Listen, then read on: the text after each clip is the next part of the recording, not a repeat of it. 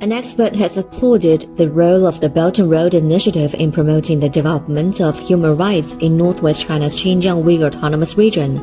The expert made remarks at a symposium focusing on the progress of the human rights cause in countries participating in the Belt and Road Initiative cooperation held this week in Geneva.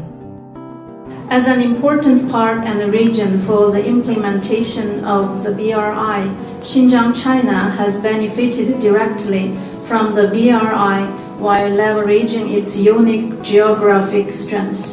The human rights of ethnic groups in Xinjiang have been further developed during this process.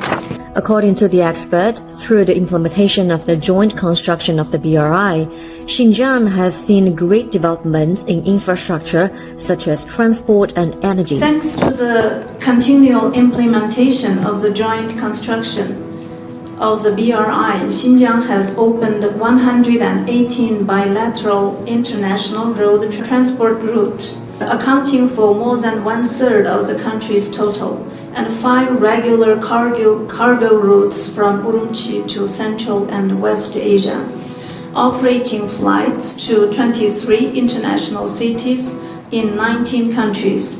Xinjiang witnessed its first batch of long-distance flights to the hinterland of Europe.